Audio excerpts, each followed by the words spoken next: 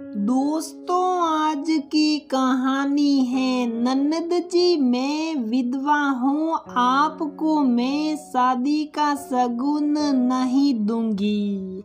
दोस्तों, कहानी शुरू करने से पहले अगर आपने हमारे चैनल को सब्सक्राइब नहीं किया है तो सब्सक्राइब कर लीजिए ताकि आपके पास पहुंचे हर नया वीडियो।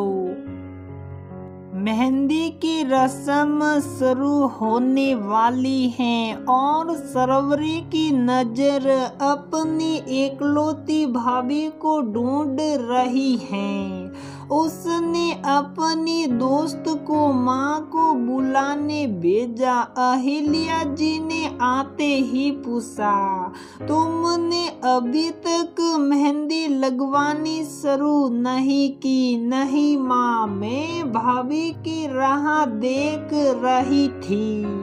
वो आते ही हम दोनों के हाथ में मेहंदी रचाएंगे। अहिल्या जी ने सरवरी को एक तरफ खींचते हुए कहा, पागल हो गई है क्या? मैंने ही उसे 2 दिन तक कमरे से बाहर निकलने को मना किया है। तुम्हारी विदाई के बाद अपने कमरे से बाहर निकलेगी।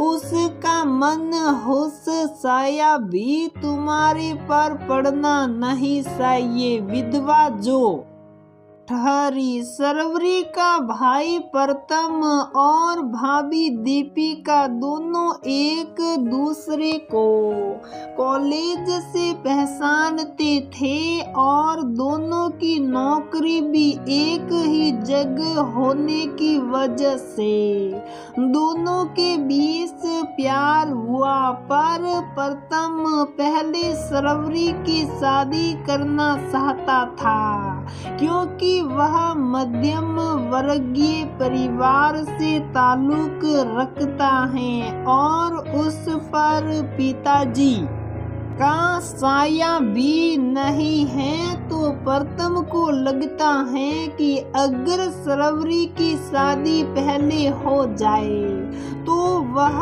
अपनी शादी साधारण तरीके से मंदिर में जाकर कर लेगा। दीपिका ने प्रथम का साथ निभाने का वादा किया था तो वो प्रथम के हर फैसले से खुश थी। प्रथम को 15 दिन से बुखार आ रहा है और उसका शरीर भी गल रहा है। रिपोर्ट करवाने पर पता चला कि उसको ब्लड कैंसर है और वो 7 दिनों का मेहमान है। दीपिका को जब ये बात पता चली तो उसने पहले प्रथम से शादी करने का निर्णय लिया।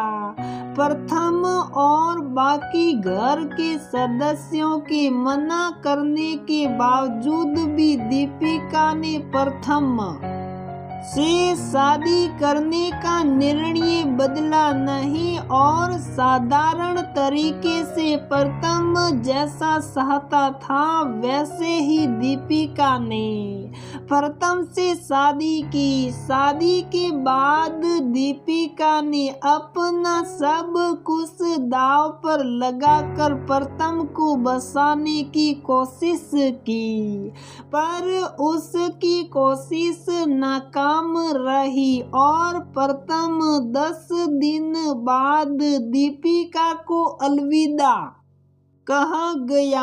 अब दीपिका का जीना हराम कर दिया दुनिया वालों ने और उसके साथ उसकी सास ने। पर इस बीच सरवरी अपनी भाभी की ढाल बनकर खड़ी रही। सरवरी ने दीपिका को बहुत करीब से देखा था। प्रथम के गम में तड़पते हुए दीपिका की सास अहिल्या जी जब तानों से उसका दिल सलनी कर देती तो उस पर मरहम लगाने का काम सरवरी करती। अभी प्रथम के गम से उबरी भी नहीं थी दीपिका और उसे ऑफिस जाने का फरमान जारी कर दिया। साथ में घर का सारा काम भी। अहिल्या जी उसे चैन से दो निवाले भी खाने नहीं देती हैं और पूरी तनख्वाह अपने पास रख लेती हैं, पर अपने प्यार प्रथम की माँ को वो कुछ नहीं बोलती हैं क्योंकि वह प्यार करती हैं प्रथम को और उससे जुड़ी हुई हर चीज को जिसमें अहिल्या जी भी शामिल हैं। दीपिका नहीं चाहती हैं कि वो कुछ ऐसा करे कि जिसे प्रथम की आत्मा को दुख पहुँचे, इसलिए वह चुपचाप अहिल्या जी को सहती जा रही हैं और आज भी वही कारण था और वो कमरे में बंद हो गई थी। सरवरी अपनी मेहंदी की रस्म में दीपिका का इंतजार कर रही हैं और अहिल्या जी ने जब बताया कि दीपिका को मैंने आने से मना किया है, इतना सुनते ही सरवरी को अपनी माँ पर गुस्सा आया और वो जोर से चिल्लाई, फिर माँ आप और बुआ जी को भी कमरे में बंद रहना चाहिए। और माँ आप एक बात भूल गई, शायद भाभी को भी मालूम था कि भैया को कैंसर है और वो संद दिनों के मेहमान हैं, फिर भी अपने प्यार की खातिर सबके मना करने के बावजूद भी भैया से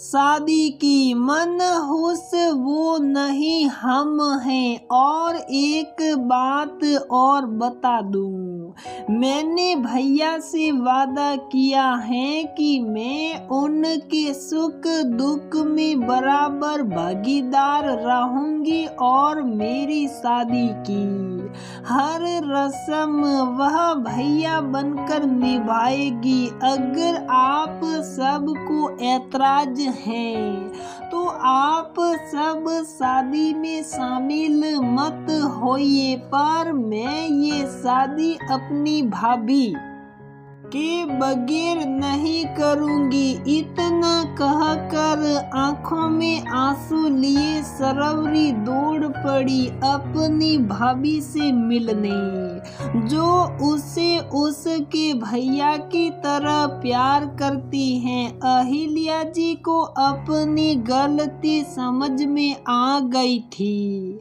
उन्होंने कमरे में जाकर दीपिका के सर पर ममता भरा हाथ सहलाया और कहा, बेटा मुझे माफ कर देना, मैं तो भूल ही गई थी कि तुमने मेरे बेटे की जगह ले ली है। तुम मेरी बहू नहीं पर बेटा हो। इतना सुनते ही दीपिका अहिल्या जी के गले लग गई। दीपिका ने सरवरी की शादी में भाई का जो रस्म अदायगी होता है वह खुशी खुशी निभाया और अपनी लाडली ननद को आंखों में आंसू लिए डोली में बिठाया।